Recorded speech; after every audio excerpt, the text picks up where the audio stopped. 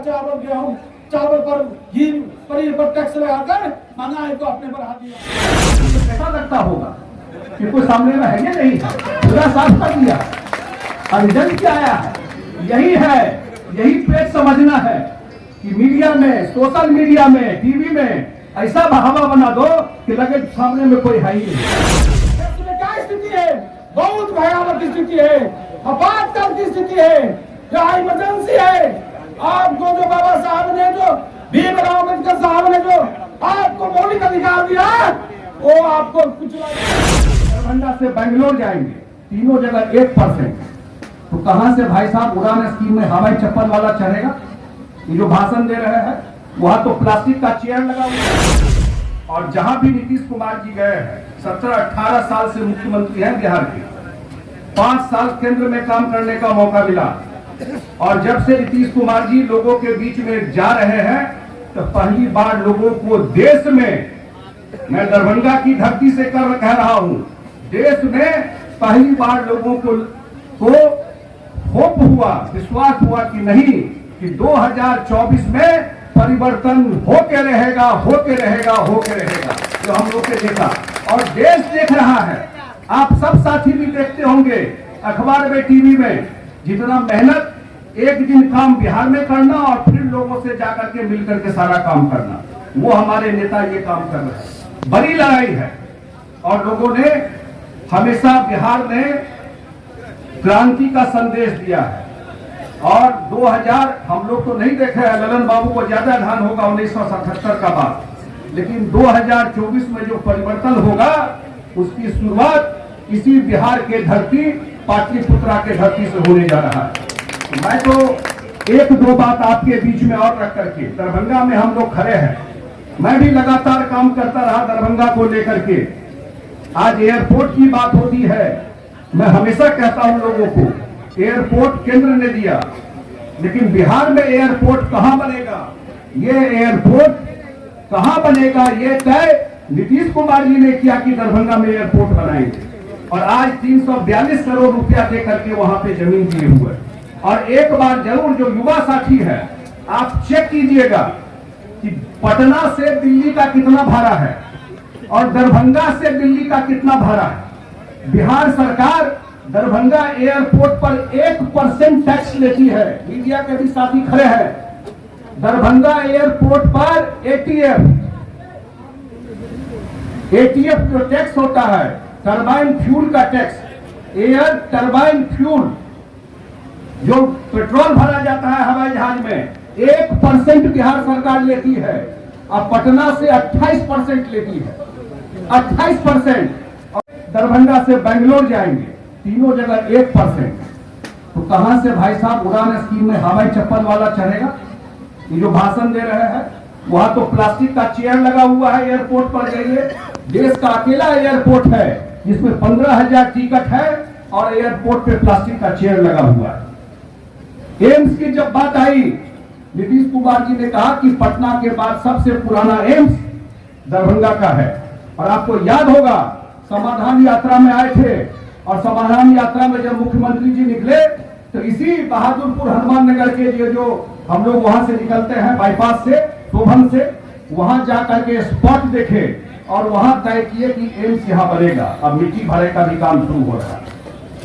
और जो विभाग मुख्यमंत्री जी ने मुझे दिया है देखने के लिए, उस विभाग में मैं 2 बात बता करके अपनी बात खत्म करूंगा। हमारे राष्ट्रीय अध्यक्ष जी को बोलना है कि जो काम हम लोग मिथिला में कर रहे हैं, ऐसा काम शायद खास करके जो हमारे साथी गौराबौरम से आए हुए हैं, जो हमारे साथी अलीनगर से आए हुए हैं, जो हमारे साथी मनिगाछी से आए हुए हैं, वो कमला के दोनों तटबंध को हम लोग सुरक्षित कर रहे हैं, दोनों पर रोड बनवा रहे हैं। 600 करोड़ रुपए का काम हो रहा है।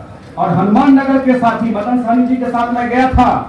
आज विश्वास दिलाता हूं आपको कि शांति धार का भी निदान हम ही लोग करेंगे और हनुमान नगर को भी बाढ़ मुक्त करेंगे और सिंचाई की व्यवस्था यहां पर करेंगे। मैं 1-2 बात और रख करके, हमारे राष्ट्रीय अध्यक्ष जी आए हुए हैं, मैं अभी मिथिला और दरभंगा की बात ज्यादा नहीं करते हुए, क्योंकि एक धारा बन गई है। आज जो कर्नाटक का रिजल्ट आया, ये सिर्फ रिजल्ट कर्नाटक में परिवर्तन नहीं है, कर्नाटक ने देश को एक संदेश दिया है। लोगों को विश्वास नहीं होता था, ऐसा माहौल बना देता है, लगता कोई दूसरा है ही नहीं। लेकिन रिजल्ट में क्या हुआ, फाइनल रिजल्ट तो अभी आएगा कि जितना कांग्रेस को आया है उससे आधा भी भाजपा को नहीं आया। 136 के आसपास आया है कांग्रेस को और 64 के आसपास भाजपा, उसका आधा भी नहीं आया है। आज टीवी में कैसा लगता होगा कि कोई सामने में है ये नहीं है, पूरा साफ कर दिया। और रिजल्ट क्या आया है, यही है, यही पेच समझना है कि मीडिया में, सोशल मीडिया में, टीवी में ऐसा हवा बना दो कि लगे सामने में कोई है ही नहीं। ये रिजल्ट आगाज है 2024 का और विश्वास कीजिए, और मैं अपने राष्ट्रीय अध्यक्ष जी को विश्वास दिलाता हूं, पार्टी किसको टिकट देगी, कौन लड़ेगा, क्या होगा, वो तो 1 साल के बाद चुनाव है।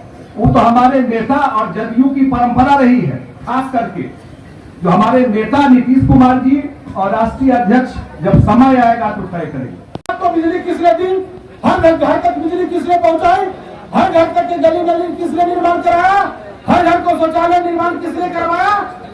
तो मैं जानना चाहता हूं, अब हमें बताने का काम करें। माननीय मुख्यमंत्री नीतीश कुमार जी ने कराने का काम किया। विकास की चिंता मत करिए, विकास के लिए हमारे माननीय मुख्यमंत्री जी समर्पित है। बिहार को विकास करने के लिए, और जो बिहार में विकास हुआ है देश दुनिया देख रहा है। जिस तरह बिहार का क्रियाकलाप किया गया है, देश एक बड़ी उम्मीद के साथ माननीय मुख्यमंत्री नीतीश कुमार जी को देख रहा है। आप ताकत दीजिए। आज देश में क्या स्थिति है, बहुत भयावह स्थिति है, आपातकाल की स्थिति है, क्या इमरजेंसी है। आपको जो बाबा साहब ने, जो भीमराव अम्बेडकर साहब ने जो आपको मौलिक अधिकार दिया, वो आपको कुचला जा रहा है, मौलिक अधिकार को छीना जा रहा है। आप देखें, हाल के दिनों में जब आरक्षण की बात हो रही थी, पिछड़ा वर्ग के आरक्षण नगर निकाय चुनाव में किस तरह भाजपा वाले ने रोना अटकाने का काम किया, लेकिन हमारे मुख्यमंत्री जी को रहते पिछड़ा के हक से कोई हकमारी नहीं कर सका। उसी आरक्षण पर हमारे नेता ने चुनाव कराने का काम किया। अभी आपने देखा कि किस तरह जो आरक्षण ने जाति जनगणना कराने का जो है, जाति जनगणना कराने का अधिकार भारत सरकार को है, लेकिन भारत सरकार ने नहीं करा। केंद्र में निकलनी बैठी सरकार, तो हमारे नेता ने अपने संसाधन पर सबको किस जाति का क्या संख्या है और उस जाति के लिए हम क्या मुख्यधारा में जोड़ने का काम करें, उसको विकास के रास्ते में कैसे जोड़े, इसके लिए हमारे नेता जब जाति आधारित आर्थिक गणना कराने का उन्होंने अपने संसाधन पर किया, तो किस तरह रोकने का काम किया। इसलिए न्याय संगत नहीं है।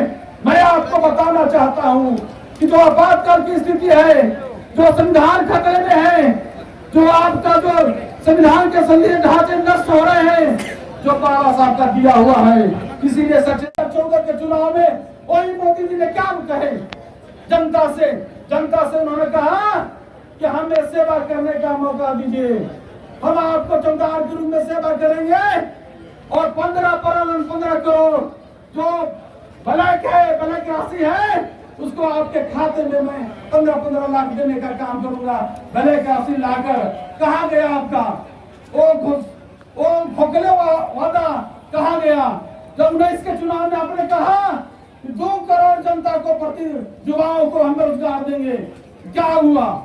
आप तो रोजगार छीन लिया, आप सरकारी जो वैकेंसी है उसको समाप्त कर दिया। आप कहते हैं कि गरीबी मिटाएंगे, आप गरीबों को मिटाने लगे।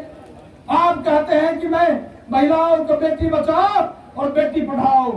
जब महिला पर बलात्कार होता है तो आप बलात्कारियों को छोड़ देते हैं, जीवन दान देते हैं और कहते हैं कि और अल्पसंख्यक दलित पर अत्याचार होता है तो मौन हो जाते हैं और कहते हैं कि बेटी बचाओ बेटी पढ़ाओ।